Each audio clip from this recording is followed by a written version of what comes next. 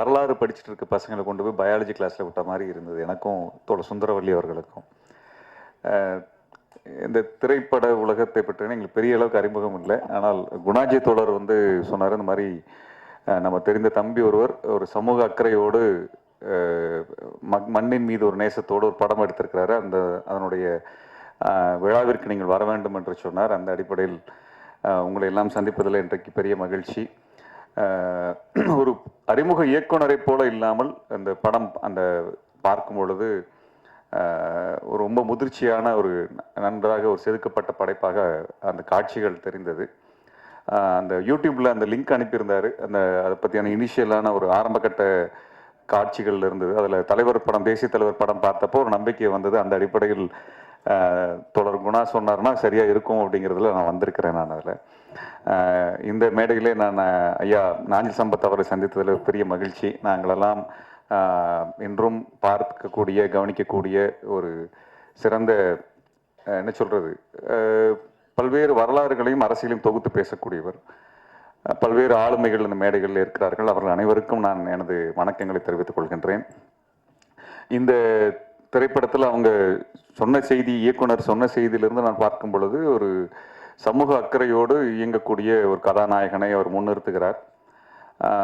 அந்த அடிப்படையில் இந்த சமூகத்தை பற்றியான ஒரு அக்கறையோடு இருக்கக்கூடிய இயக்குனர்கள் குறைவாக இருக்கக்கூடிய ஒரு காலகட்டத்தில் இப்படிப்பட்ட இயக்குனர்கள் இந்த உலகத்திற்கு வருவது என்பது வரவேற்புக்குரியது.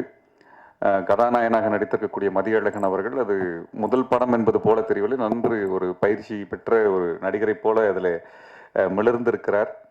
எனக்கு ரொம்ப பிடிச்ச விஷயம் அதில் என்னென்னா மதியழகன்கின்ற பெயர் அவ்வளோ அற்புதமான ஒரு தமிழ் பெயர், ஒரு திராவிட இயக்கத்தோடு நெருக்கமான ஒரு பெயர். அந்த பெயரை நான் மாற்றிக்கொள்கிறேன், அல்லது இன்னைக்கு பொதுவாக திரைப்படத்துக்கு வந்தாலே வேறொரு பேரை மாற்றிக்குவோம் அப்படின்னு சொல்லி நிறைய பேர் அட்வைஸ் பண்ணுறதுக்கெலாம் வருவாங்க.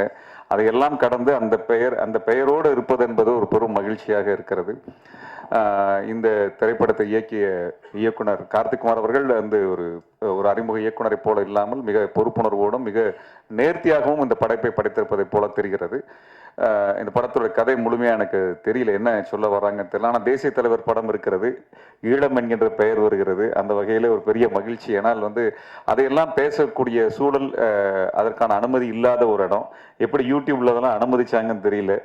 நான் ஒரு நாள் அது படத்தை நம்ம பயன்படுத்தினாலே தடை செய்யக்கூடிய நிலைமையில் தான் இருக்கிறது. ஆனால் குழந்தைகளை பற்றி பேசுகிறீர்கள் இந்த படத்தில், இந்த குழந்தைகள் காணாமல் போவதை பற்றி பேசுகிறீர்கள். அதை தொட்டு சொல்லணும்னா ஈழத்தை பற்றி பேசும் பொழுது பெரும் வழி இருக்கிறது. அந்த வழி இன்னும் நமக்கு இப்போ பாலஸ்தீனத்தை பார்க்கும் பொழுது இருக்கக்கூடிய அந்த கொடுமைகளை பார்க்க அந்த ஈழத்தினுடைய நினைவுகள் வந்து கொண்டே இருக்கின்றன.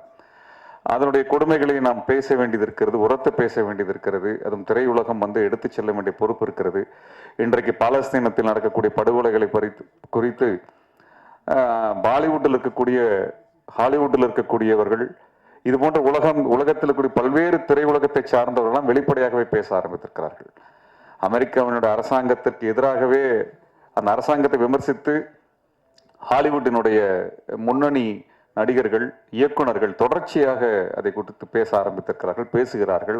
அந்த குழந்தைகளுக்காக பேசுகிறார்கள். இன்றைக்கு பாலஸ்தீனத்தை பற்றி நாம் வருத்தப்படுகிறோம் என்றால் அந்த குழந்தைகள் கொல்லப்படுவதை நாம் பார்க்க முடியவில்லை. குழந்தைகள் மீதான நேசம் தான் ரொம்ப முக்கியமானத மனித குலத்தினுடைய மனித நேயமாக இருக்கிறது. ஈழத்தில் கிட்டத்தட்ட 8 மாதத்தில் 32,000 குழந்தைகள் வரை படுகொலை செய்யப்பட்டார்கள். இது உலகத்திலேயே மிக குறுகிய காலத்தில் அதிக அளவில் படுகொலை செய்யப்பட்ட குழந்தைகள் எண்ணிக்கை என்பது தமிழீழத்தில் மட்டும்தான். வெறும் 8 மாதத்தில் 1,46,679 பேர் படுகொலை செய்யப்பட்டார்கள் என்கின்ற 15 ஆண்டு கால தகவலை தற்பொழுது மாற்றி அதற்கு மேலும் 20,000 பேர் படுகொலை செய்யப்பட்டிருக்கார்கள் என்று ஐநாவினுடைய நிபுணர் குழுவினுடைய அறிஞர் இப்போ ஒரு 3 வாரத்துக்கு முன்பாக தகவல் வெளியிட்டிருந்தார். நமக்கு அதெல்லாம் செய்தியாகவே மாறவில்லை.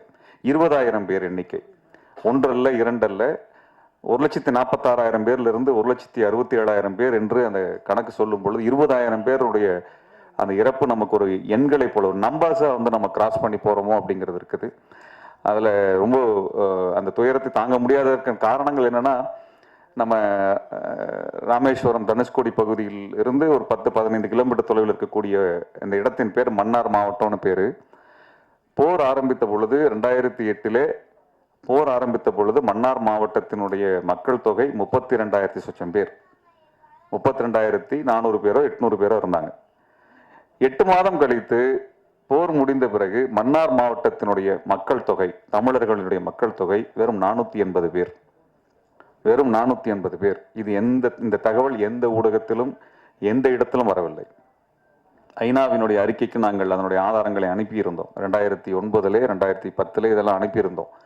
இப்படிப்பட்ட ஒரு மோசமான ஒரு போர், ஒரு படுகொலை, ஒரு இனப்படுகொலை நமக்கு அருகில் நடந்தது. ஆனால் அதை குறித்து இந்தியாவில் பேசுவதற்கான அனுமதி எல்லாம் இல்லாத ஒரு சமயம்.